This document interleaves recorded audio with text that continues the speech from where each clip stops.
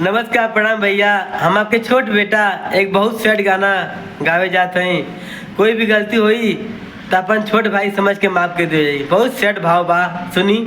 ए जान, हमरा के छोड़ के तू ना जा।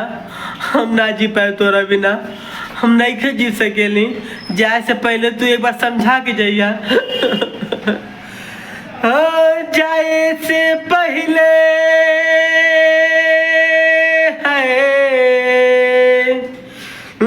जाए से पहले हमार फोटो के जरा जइया। जाए से पहले हमार फोटो के जरा जइया। जी अब हम के करा अब सहारे तू बता जइहा। जी अब हम के करा अब सहारे तू बता जइहा।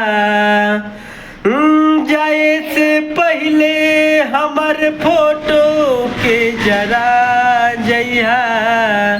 जी अब हम के करा अब सहारे तू बता जइहा।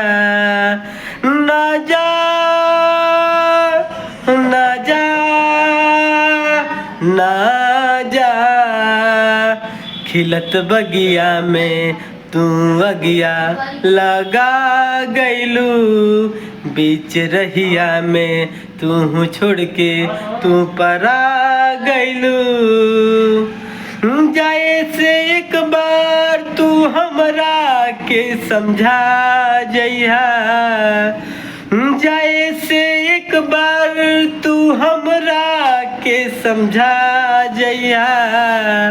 जी अब हम के करा अब सहारे तू बता जइहा। जी अब हम के करा अब सहारे तू बता जइहा।